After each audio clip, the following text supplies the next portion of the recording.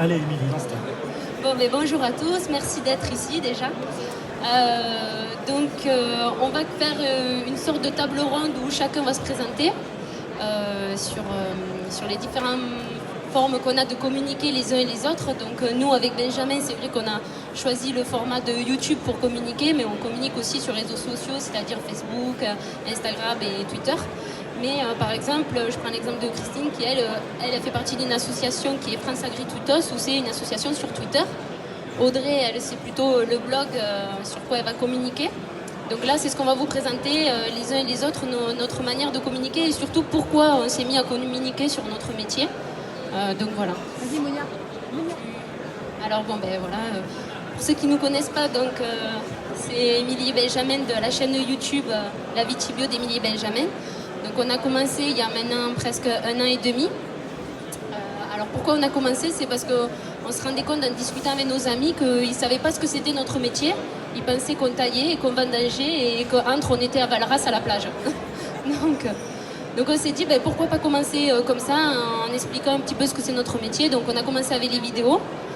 Et puis au fur et à mesure, on s'est rendu compte qu'il fallait être un petit peu plus technique pour que les gens ils comprennent vraiment ce que c'est notre métier. Parce qu'effectivement, on est en bio, mais en bio, on traite, on passe des fertilisants, on travaille les sols. Et puis il se passe plein de choses dans une propriété. Donc c'est pour ça qu'on a voulu montrer un peu ce qu'on faisait et ce qu'on était capable de faire. Pour que les gens, peut-être, ils sortent un peu de leur façon de croire que tout simplement, c'était juste on laissait pousser la nature. Donc voilà, c'est comme ça que c'est venu notre idée. Je sais pas si...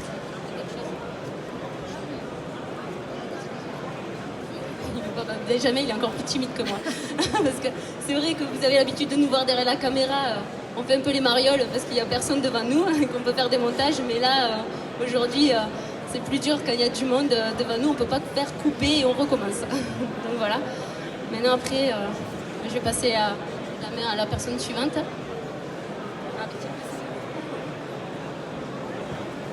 Donc moi, je communique sur Twitter. Donc sur le compte de l'association France Agri Tuito. On a créé cette association parce que on est une grande communauté agricole sur ce réseau social et comme on discutait, on échangeait souvent tous ensemble, on s'est rendu compte que les gens avaient certaines croyances et que quand on communique avec eux directement et qu'on échange, qu'on répond à leurs questions, ils sont intéressés par nos métiers. Donc nous, on est viticulteurs et pépiniéristes viticoles. Donc on est à la base, à la naissance du plan de vigne. Les gens ne connaissent pas notre métier. Donc moi, je suis venue là un peu par hasard. Puis je me suis trouvée bien dans la communauté. J'ai trouvé que l'association était vraiment sympathique. Donc on communique tous les jours. On retransmet tous les messages positifs de tous nos adhérents. Voilà. Je vous laisse lire. On répond à nos détracteurs, en fait, quelque part, avec ce compte association. Et on est toujours positif. On cherche toujours à expliquer le plus sereinement possible tout ce qu'on fait et de répondre dans la mesure du possible. Évidemment, quand on se fait attaquer, on essaye de répondre le plus sereinement possible. Voilà. Et je suis aussi sur d'autres réseaux. Je suis sur Facebook et sur Instagram. Et l'association est aussi sur Instagram et va venir doucement sur Facebook pour relayer tout ce qui se fait sur Twitter. Donc on avait créé la banque d'images au Salon de l'Agriculture 2018, on l'a lancé. Donc pourquoi? Parce qu'en fait, on s'est rendu compte que les journalistes faisaient des articles et mettaient des photos qui ne cadraient pas avec l'article. Exemple, quand vous avez un article sur le glyphosate, pour ne citer que lui, et que vous voyez par exemple un viticulteur en train de pulvériser dans ses vignes, il va de soi qu'on ne traite pas les vignes avec du glyphosate. Donc la photo ne cadre pas du tout avec ce qui est écrit dans l'article. Donc on a lancé la banque d'images de manière à ce que tous les adhérents puissent déposer leurs photos et que les journalistes aient accès à la banque d'images et aux photos qui allaient avec leur reportage, quoi. Et quand ils ont besoin, ils savent qu'ils peuvent nous demander directement. Voilà. Et là, on a lancé un guide pour parler aux agriculteurs et donc pour leur expliquer comment communiquer efficacement quand on est agriculteur et qu'on manque de temps. Voilà. Donc tous les adhérents peuvent avoir le manuel, c'est gratuit. Et comme ça, ils savent comment communiquer, ce qu'il faut dire, la manière de tourner les choses aussi, être tout le temps serein, calme, voilà. Voilà.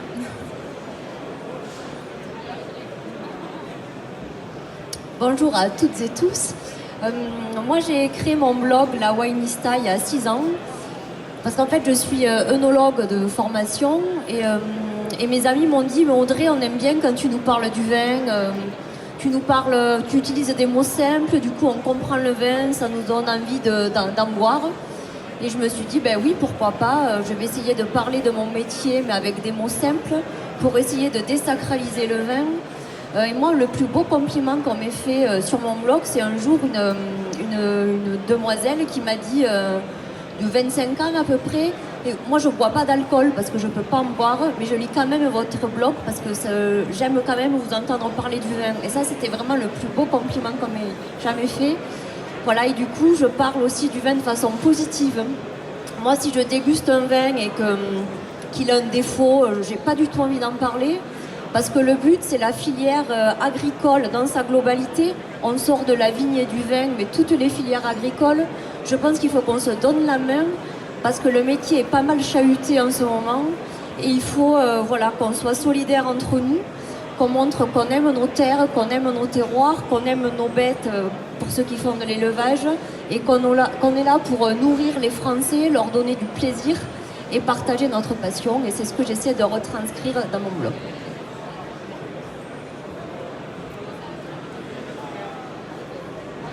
Bon, c'est à moi. J'ai un micro, merci. Salut tout le monde, donc Gaël Blard, sur YouTube, Gaël Blard, agriculteur bio, donc présent sur la plateforme YouTube depuis 1 an et demi, 2 ans. Pourquoi? Alors parce qu'à la base, j'étais quelqu'un qui allait chercher énormément d'informations sur YouTube.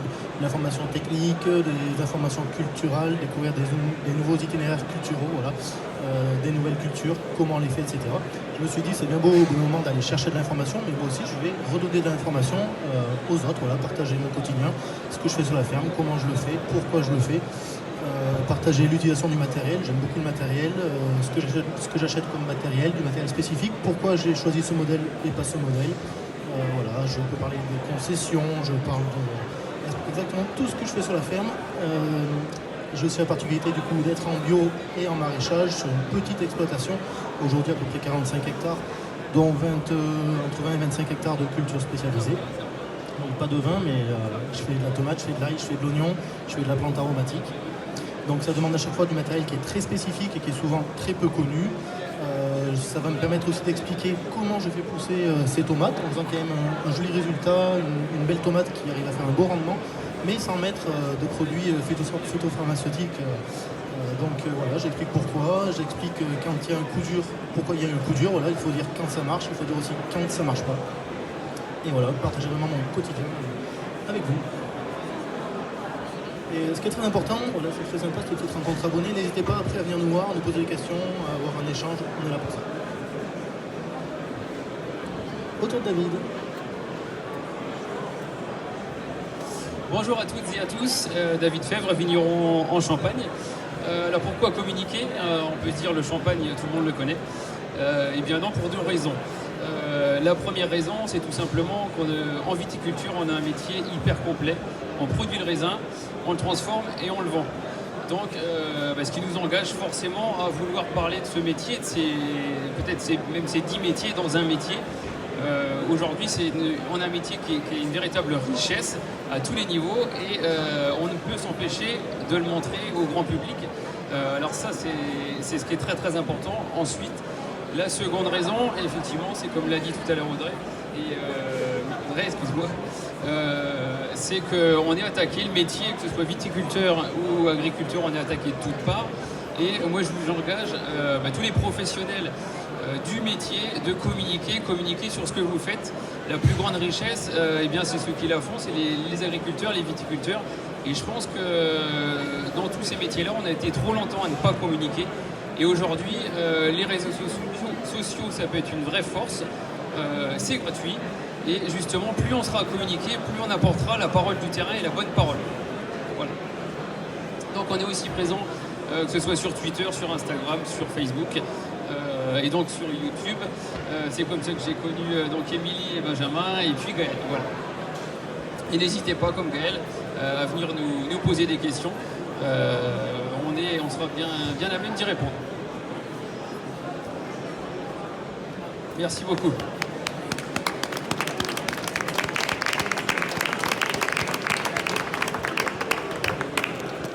sais pas si quelqu'un veut le micro éventuellement.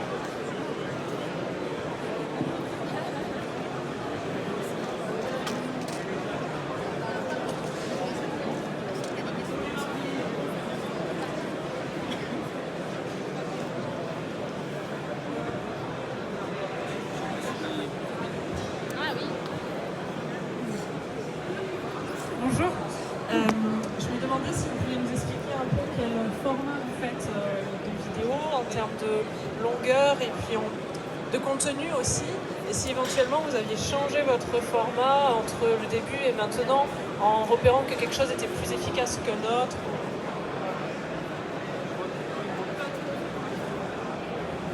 Alors, on en discutait avec Benjamin tout à l'heure. S'il y a une chose qui fonctionne, et vous pouvez regarder au salon, il y a beaucoup plus de visiteurs au tracteur. Aujourd'hui, quand on met une vidéo avec un tracteur, effectivement, la notion de tracteur, c'est une notion un petit peu sentimentale, je dirais. Et ça fonctionne très bien. Après, on ne décide pas forcément. Moi, personnellement, quand je décide de faire une vidéo, c'est en fonction de l'actualité. Soit on est dans la cave, soit dans les villes, soit sur le tracteur, soit en train de faire de la mécanique. Là, il n'y a pas... Je reste un peu au feeling. Alors nous, on a commencé avec des vidéos qui faisaient 3-4 minutes. Et là, maintenant, on a des vidéos à 15 minutes. Quoi. Donc en fait, on a commencé petit parce qu'on est intimidé par la caméra. Et puis après, au fur et à mesure, on finit par se décrisper. Et ça vient naturellement. Et puis le format, c'est aussi les abonnés qui nous disent un petit peu quel sujet ils aimeraient bien qu'on leur donne. Et puis quand on voit que les vidéos elles sont regardées, qu'ils aiment et qu'ils likent, donc on fait un peu plus tel sujet. Mais après, on s'autorise de faire tous les sujets. Parce qu'on pourrait avoir tendance de dire, voilà, on va pas parler des traitements parce que c'est là-dessus qu'on va nous taper dessus. Ou par exemple le travail du sol ou autre. Mais on le montre quand même parce que ça fait partie de notre métier. Alors il y a une vidéo sur les traitements, on a fait 10 000 vues, on a eu un type qui nous a dit qu'on était des pollueurs. Après tout le reste, ça s'est passé super bien quoi. Donc oui, c'est vrai que dans les commentaires des fois ça arrive que ça soit négatif, mais allez, à 95% c'est quand même positif quoi. Mais le plus dur c'est de lancer le sujet et ensuite après ça se fait presque tout seul. Bien presque parce qu'il y a quand même du montage.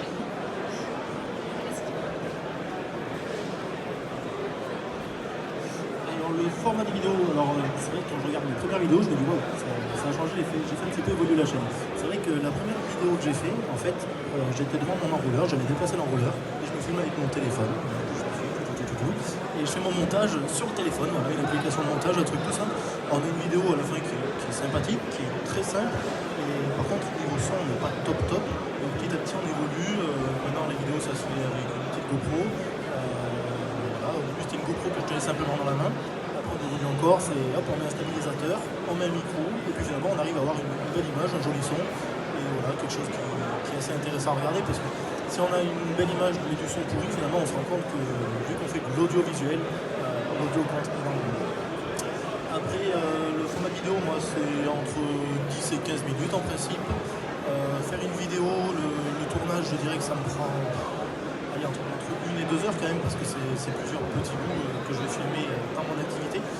Le montage, je fais du montage assez simple, je ne suis pas très doué en informatique. Le montage, ça me met une petite heure quand même. Et voilà, pour faire quelque chose de simple, pas d'effets spéciaux, pas de choses compliquées. Et à côté de ça, j'ai eu envie aussi de faire de la vidéo courte pour dire sur l'instant T qu'est-ce que je suis en train de faire. Là, je suis en train de faire ça marche bien. Hier, j'étais en train de labourer, je suis en train de me planter, ça ne marchait pas, j'étais dégoûté. Là, j'ai pris mon téléphone et je fais une petite vidéo de 1 minute ou 2 minutes. Voilà. Et quand je suis en train de galérer, c'est pas tous les jours tout beau tout rose. Le tracteur a quelque chose près, il va rester au milieu du champ, voilà. Et ça, pour faire ces vidéos courtes et simples, j'ai fait une deuxième chaîne, en fait, une chaîne secondaire qui s'appelle Gaël Blard, ma vie de paysan, voilà, et ça explique ma vie de paysan, c'est ça, les galères, les trucs bien, plein de trucs sympas. Je suis sûr que Benjamin a envie de vous raconter quelque chose. Raconte-nous un petit peu ta mini-pelle. Non, en fait, le format, il est toujours sur un petit format assez court pour que ça soit simple à regarder et surtout efficace. C'est vraiment pour montrer notre métier de tous les jours, mais on n'a pas besoin non plus de faire sur une heure. En fait. Voilà.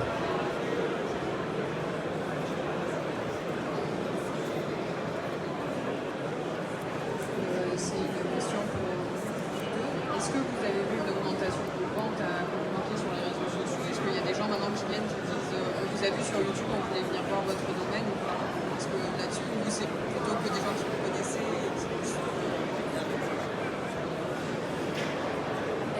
on n'est plus en cave particulière. Donc voilà, mais par contre, en fait, on fait des balades vigneronnes. En fait, c'est un partenariat qu'on a fait avec la cave coopérative. On leur a proposé de dire, ben voilà, comme on est le plus gros producteur bio de la cave, on a pris le vin en bouteille, c'était pratiquement 80%, c'était nous. Donc ce qui fait qu'ils ont un peu nous sortir un peu. Et en fait, on fait des balades vigneronnes où on accueille du public. Donc on en fait une par mois. Il y a une centaine de personnes qui viennent à chaque fois. Et c'est l'histoire des vidéos qui nous a donné cette idée. C'est parce qu'en fait, les gens, ils voulaient venir sur l'exploitation, voir comment on travaillait. Et en même temps, ils voulaient déguster le vin. Donc, on a trouvé que l'histoire des balades, c'était sympa. Sinon, on allait passer notre temps à accueillir du public et c'était pas possible. Ça aurait pris trop de temps, quoi. Donc, oui, effectivement, ça a donné un impact sur notre façon d'accueillir le public au final, quoi. Voilà. Mais par contre,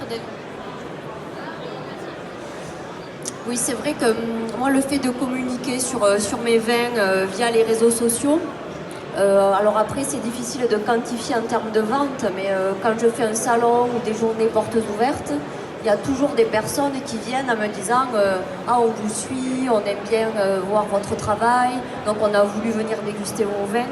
Donc oui, ça se transforme, ça se concrétise. Ouais. Apporter une petite précision.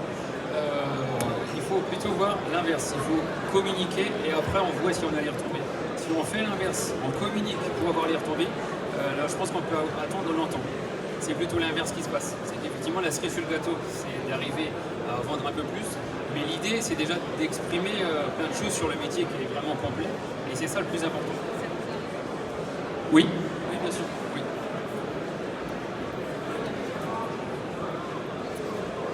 Gros avantage en fait de ces fameuses vidéos, c'est qu'on s'est fait beaucoup d'amis viticulteurs qui sont dans notre situation en fait, où on peut échanger, où on arrive à évoluer, etc. Et ça c'est vraiment fabuleux grâce à ça.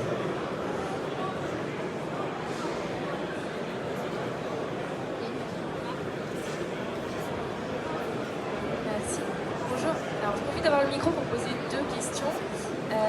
La première, donc effectivement, vous avez parlé du fait à la base aussi de vouloir un peu communiquer sur votre métier. Comment on fait pour sortir en fait du cercle finalement d'amis vignerons ou de gens qui sont du métier et aller toucher le grand public? Et deuxième question, au niveau de la gestion des commentaires, est-ce qu'il faut forcément répondre? Est-ce qu'il faut répondre dans la journée, dans l'heure? Qu'est-ce que vous imposez comme contrainte vis-à-vis de ça? Merci.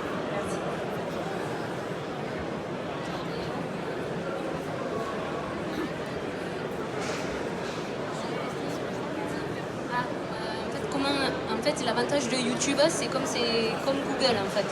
C'est une plateforme de recherche, ce qui fait qu'au début, effectivement, c'est les copains qui regardent, et c'est pour ça qu'on a fait ça au début.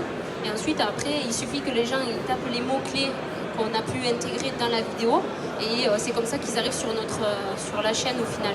Et après, plus on fait des vidéos, plus YouTube va nous référencer. Donc il y a ça, et puis il y a aussi le fait de faire des vidéos régulièrement. Si on faisait une vidéo par mois, on serait pas aussi bien référencé. Donc après, ça c'est l'algorithme de YouTube en fait qui donne cette visibilité. Après, ça va dépendre si les gens ils vont aimer ou pas. C'est ça qui va affluer du monde, quoi. Mais ça arrive pas d'un coup. Honnêtement, on pense que ça arrive comme ça, mais ça met plusieurs mois à arriver quand même. Puis en plus en viticulture, il n'y a qu'un sujet qu'on aborde, c'est la vigne. Que par exemple, lui, Gaël, une fois on en parlait, il y a plusieurs cultures différentes. Donc les gens, ils vont avoir des moteurs de recherche différents selon les cultures. Ils vont arriver plus facilement sur sa chaîne que par exemple sur la nôtre. Mais voilà, après ça vient avec le temps, avec le fait de poster de plus en plus de vidéos. Voilà, c'est... Ah oui, toutes les semaines, on envoie une vidéo sur YouTube et il faut que ça soit à la même heure chaque fois et le même jour. Parce qu'ils aiment les trucs carrés, quoi. Voilà, c'est une question. La gestion des commentaires, Émilie. Vas-y, Bon, alors j'attaque depuis le début. Alors on disait comment sortir de ce cercle d'agriculteurs qui nous connaît.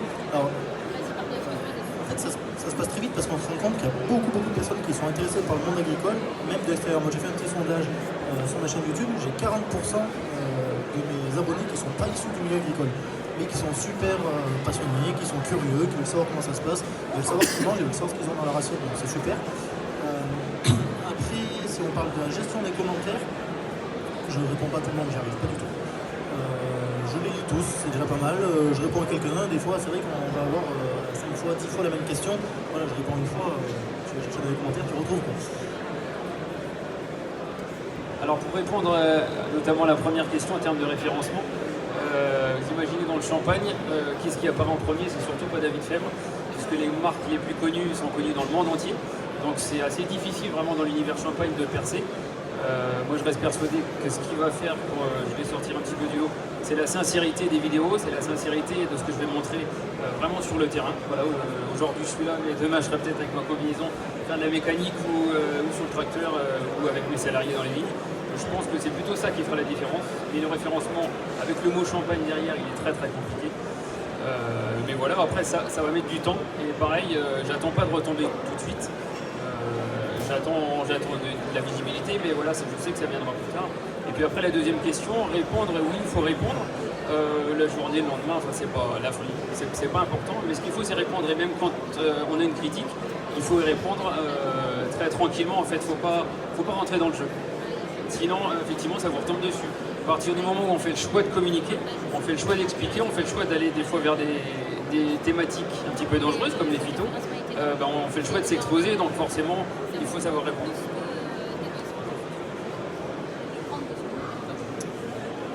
Oui, alors moi je fais pas de vidéo, enfin j'en ai fait qu'une, hein, donc on va dire que je suis youtubeuse. Mais par contre, je les suis tous sur YouTube, mais parce que je suis sur Twitter et qu'ils publient sur Twitter. Donc je ne vais pas aller sur YouTube chercher une vidéo, ça ne me vient pas à l'esprit vraiment, mais par contre, à chaque fois qu'ils publient, vu que je les suis, je vois qu'ils ont publié et je vais aller regarder la vidéo.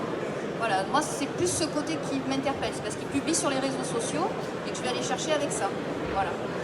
Après pour les commentaires, moi je tweete, je ne fais pas de vidéo ou alors des très très courtes, mais directement sur Twitter et je tâche de répondre à toutes les questions.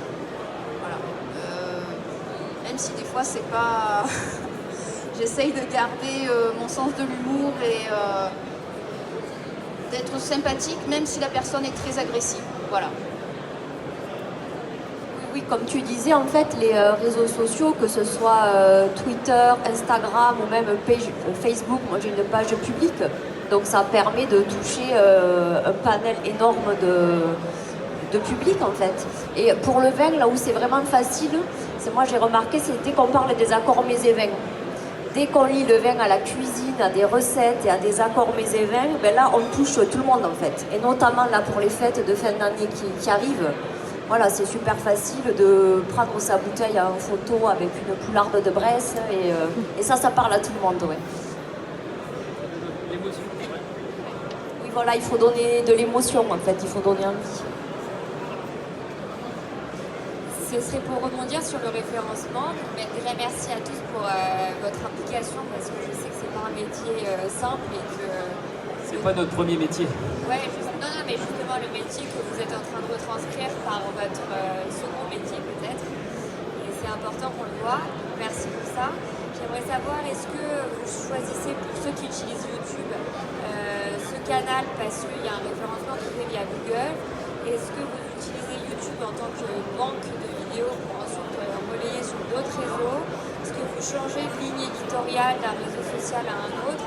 Et comment vous cherchez à capter votre public pour arriver à vous faire entendre et à faire passer votre message au plus? Et comment vous choisissez vraiment ce réseau? Pourquoi vous Twitter, etc.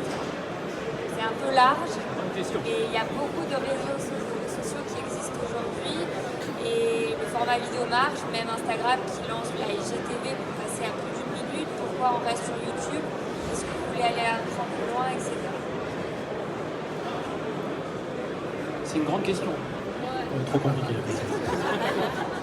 Alors, déjà, pourquoi sur YouTube? Question de facilité, c'est une plateforme qui est super facile, super ludique. Publier sur YouTube pour un amateur, c'est déjà d'emblée. Ensuite, les autres réseaux, moi je suis présent sur Instagram, je suis présent sur Facebook, j'ai une page Facebook. Twitter, mais j'accroche pas, après on peut pas accrocher de partout. Pour moi, Twitter, je trouve ça compliqué et pas adapté à moi. Donc après, la vidéo, ça peut m'arriver de faire la petite vidéo sur Instagram, par exemple. Une vidéo une minute en disant voilà ma galère, voilà mon truc, comme le reste, hein, parce que communiquer, on touche pas forcément les mêmes personnes sur Facebook, sur Insta, sur YouTube, donc c'est bien de toucher un maximum de personnes en fait. Oui, Gaël l'a dit, à chaque réseau, vous n'avez pas les mêmes. Donc effectivement, le multiplier, même que ce soit la même vidéo ou la même info, multiplier cette info par différents réseaux, alors des fois écrit peut-être autrement, avec un texte qui est accompagné autrement, mais par contre vous allez toucher plein de monde. LinkedIn par exemple, c'est un peu plus professionnel, Instagram c'est plus de la photo, Facebook, alors il y a un petit peu tout le monde sur Facebook, et puis YouTube par contre ça permet d'expliquer vraiment un sujet précis. On ne peut pas expliquer à travers une toute petite vidéo ou alors une seule photo. Au moins dans notre thématique de vigneron, on peut expliquer en profondeur un sujet.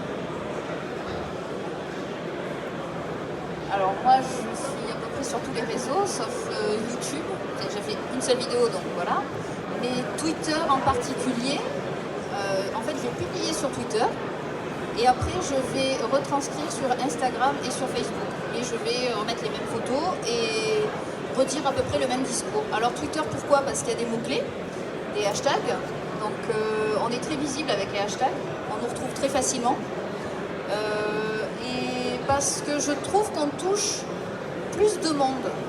Alors Facebook, ça va être vraiment tout le monde, mais les consommateurs. Mais sur Twitter, on va toucher les politiques, on va toucher les instances, on va toucher... Enfin, vraiment, on peut toucher tout le monde, on peut interpeller qui on veut, et très souvent, on a des réponses. Voilà. Donc, pour moi, je trouve que Twitter, à mon sens, a plus d'intérêt pour moi. Donc, c'est pour ça que je suis plus sur Twitter. Et de Twitter, je vais rebalancer après sur mes autres comptes. Voilà. Je rejoins un peu ce que tu dis. Pour moi, Twitter, c'est du sérieux en fait. Voilà, donc moi je vais sur Twitter pour rechercher de l'info, de l'actualité sur la vigne et le vin. Et moi je partage aussi, mais de façon un peu plus pro. Peut-être que pour moi, Twitter, je reste plus dans la filière vigne et vin. Du coup. Voilà, c'est plus du factuel, plus du technique. Voilà. Après, Instagram, c'est différent, c'est plus artistique. Là, la photo, il faut qu'elle soit belle, voilà, c'est pas tout à fait la même approche et du coup, c'est pas le même discours. Moi, j'adapte vraiment mon discours aux différents réseaux, en fait. Et sur Instagram, le texte peut être long, alors que sur Twitter, on est très limité, en fait. Donc, il faut être concis et aller droit au but. C'est vrai que sur Instagram, je développe un peu plus quand même, voilà. Au début, moi, par simplicité, j'étais présent sur Facebook et j'étais très pro Facebook. Et puis, on me dit va sur Instagram. Et puis, dès qu'on découvre un nouveau réseau, c'est compliqué, un nouvel univers, etc. Et puis, j'ai vraiment pris goût et puis moi, je me rends compte que je suis plus allé sur Insta que sur Facebook.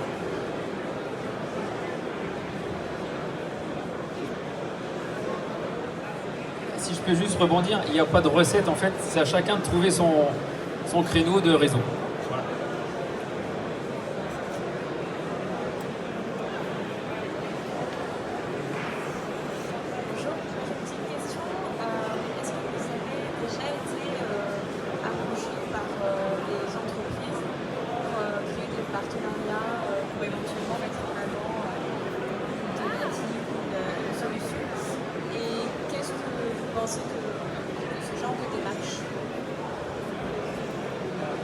Forcément que les entreprises commencent à comprendre qu'on est des influenceurs et que mine de rien, il y a du monde qui nous regarde et qui nous croit. C'est ça surtout.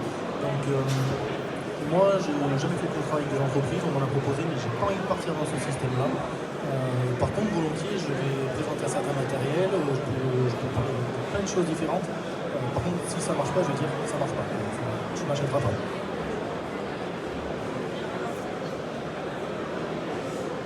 Effectivement, la question est bonne. Alors moi, j'ai jamais été approché par quelconque fournisseur de matériel ou autre, mais je pense que les meilleurs utilisateurs aujourd'hui, les meilleurs ambassadeurs, c'est les utilisateurs. Donc effectivement, je pense qu'à un moment donné, quelquefois, au lieu de faire des grandes pubs ou des choses comme ça, la meilleure pub, c'est les utilisateurs qui la font, ça c'est clair. Parce qu'on sait ce qui fonctionne, c'est ce qui fonctionne moins. Non, ça n'est jamais arrivé. Par contre, l'association France Agrituto, oui, est régulièrement demandée. Donc on intervient dans pas mal d'endroits pour expliquer ce qu'on fait, pourquoi on le fait, comment on le fait. Voilà, donc oui, en tant qu'association, on est beaucoup demandé, voilà, pour ça. Mais sinon, à titre perso, non. Ouais, moi, je suis beaucoup sollicitée pour recevoir des vins, en fait, et parler des vins en question. Donc déjà, il faut savoir que déguster un vin, c'est un boulot, quoi. Ça, c'est pas comme ça. Quand on veut être sérieux, c'est mon métier, voilà. Et ensuite, prendre une photo, faire une belle mise en scène, rédiger des commentaires de dégustation, voilà. Donc moi, je peux le faire de façon rémunérée sur Instagram, par exemple. Mais la condition à la base, avant toute chose, c'est que moi, j'aime le vin, en fait. Voilà, mais pas au niveau perso, au niveau œnologue, voilà.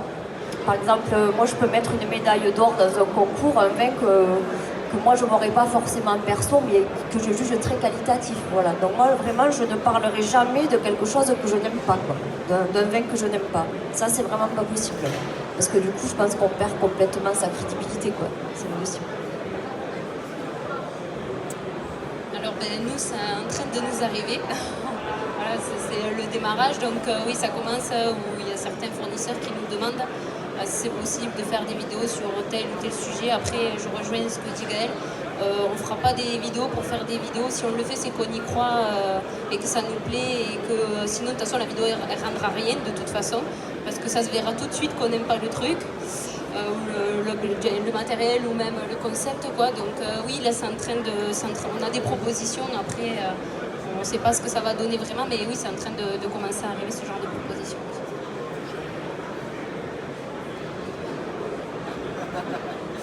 Non, ça arrive, c'est tout frais, mais il n'y a rien de concret encore, on ne sait pas où ça peut aboutir, on n'a pas. C'est vraiment. On ne sait pas, c'est vraiment tout neuf. Voilà.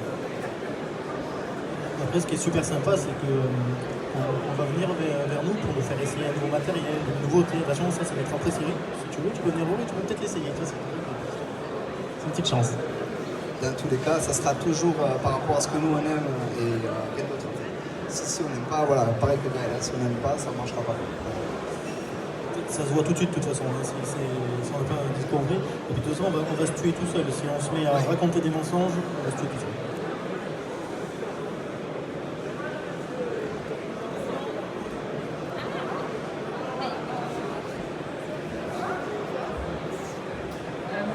Quand on veut se lancer sur les réseaux sociaux et que donc on a un domaine mais qu'on n'est pas forcément très à l'aise avec le sujet, qu'est-ce que vous conseilleriez de quand même se lancer et de faire comme on peut et de voir les retours, ou alors d'être accompagné de professionnels qui t'a alloué un budget mensuel sur un démarrage, et ce budget, et pour démarrer, on estimerait à combien?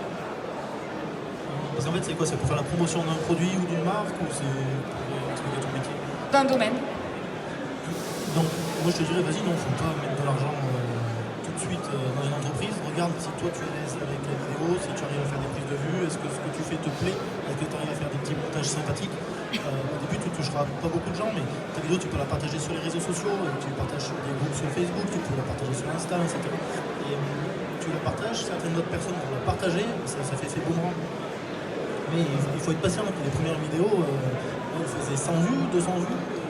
Au tout début, tu as un petit peu d'abonnés. Un jour, je suis monté à 500 abonnés. J'ai dit, wow, 500 abonnés, c'est cool, quoi. Si je les mettais tous les uns à côté des autres, ça ferait du monde. Aujourd'hui, il y a 37 000, quoi. Donc, ça ferait du monde.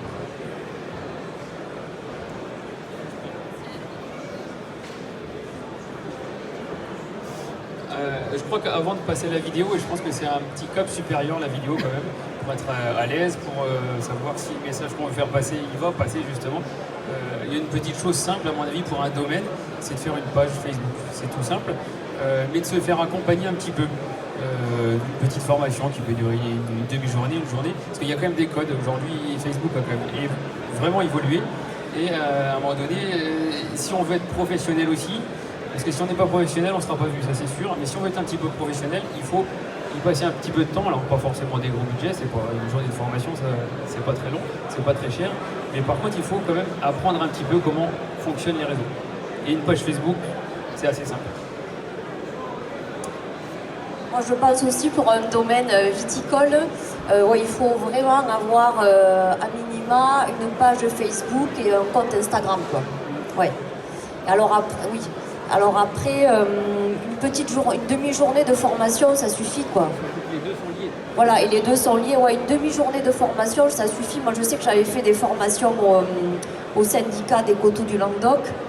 Il y a des interprofessions comme ça qui organisent des petites demi-journées de formation, ouais, mais il faut peut-être avoir des petites bases. Ouais. Nous, la première vidéo qui dure 1 minute 50, on a fait 50 prises. Ça a été très long. Et en plus, quand on avait fini de la monter, j'ai dit bon, on va la montrer à la famille proche pour voir ce qu'ils en pensent. Ils ont dit c'est horrible, vous recommencez tout de suite. Et c'était vrai parce que les premières, en fait, en général, on est très coincés parce qu'on a toujours ce regard de dire qu'est-ce qu'ils vont penser les autres.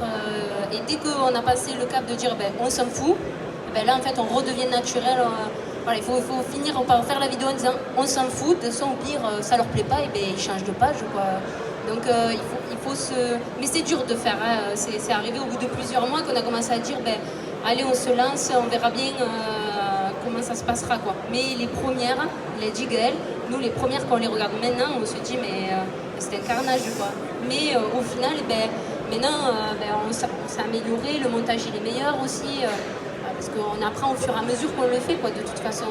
Mais quand on commence à voir comme Jiggle, on a commencé, on avait 100 abonnés, on s'est dit bon ça c'est les copains quoi, et puis là on a 3500 abonnés je crois ou un truc comme ça, ben il y a des vidéos à 10, 15, 20 000 vues, ben là aussi ça c'est plus les copains parce que moi je ne connais pas 20 000 personnes. Mais voilà, il faut pas avoir peur de se lancer en se disant oui on peut avoir l'air ridicule au début, mais au final ça va être des gens qui vont vous connaître vraiment, qui vont vous dire, ils vont vous juger, que les gens qui vous connaissent pas, ils savent pas comment vous êtes vraiment dans la vraie vie quoi. Donc il faut pas avoir peur et il faut y aller quoi. Alors je vais rebondir, oui, tout à fait sur ce que dit Émilie. Effectivement, il faut oser, il faut y aller. Moi, j'en ai fait qu'une parce que c'était sur le greffage de l'année dernière. Donc c'était le dernier jour de greffage et je l'ai vraiment foiré, ma vidéo, mais je l'ai quand même publiée. J'aime pas ma voix, je n'ai pas filmé dans le bon sens en plus, donc c'est vraiment pourri de chez pourri, mais je l'ai quand même publiée parce que je voulais que les gens voient comment on greffe en fait, comment on fait des plans de vigne. Donc cette année, j'ai changé de téléphone et je vais refaire des vidéos dans le bon sens ce coup-ci. Voilà, je vais m'y remettre, mais effectivement, il faut oser. Je pense qu'il faut y aller et c'est à nous de communiquer. Voilà, il ne faut pas qu'on communique pour nous, donc il faut y aller. Voilà. Si c'est juste pour la page Facebook, plus on en fait, plus on est amené à en faire et plus c'est facile.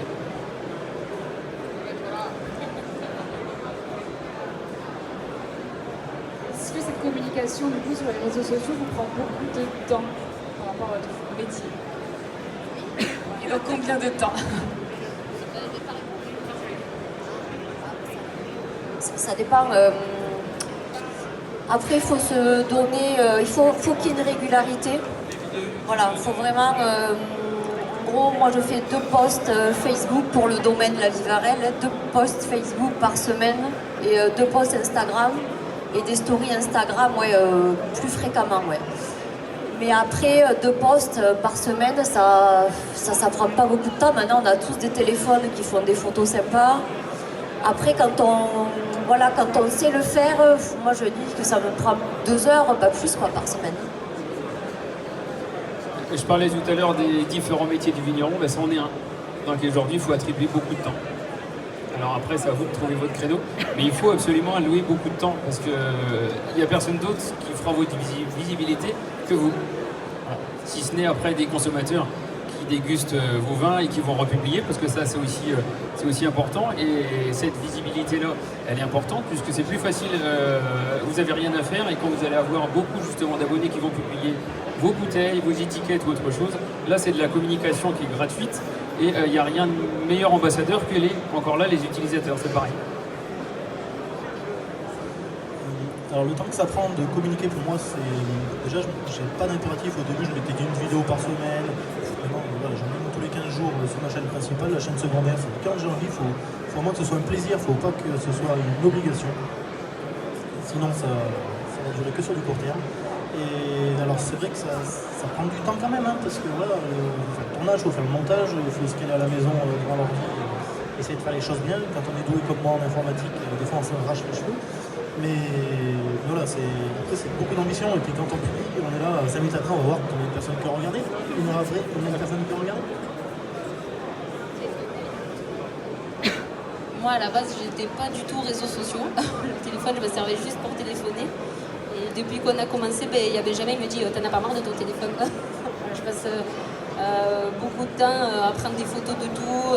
Après, des fois, je les publie pas toujours, mais bon, comme ça, j'ai du contenu. Mais effectivement, ça prend du temps le soir. Le soir, quand les enfants sont couchés.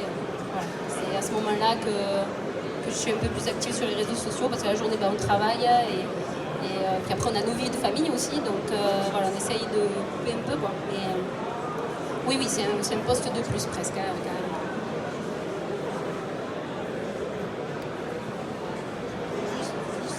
Qu'est-ce qui vous motive le plus à continuer?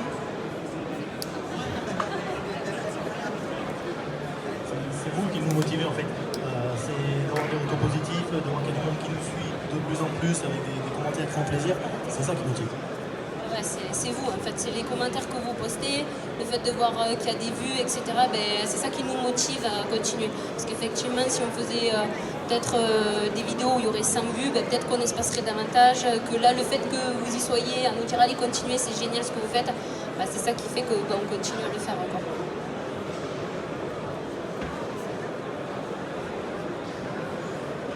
Il y a d'autres questions? Il y en a eu beaucoup quand même. En tout cas, on va clôturer. Un grand merci à vous tous d'avoir été aussi nombreux à partager ce petit moment avec nous. Merci pour toutes les questions et continuez à nous regarder. Merci à vous.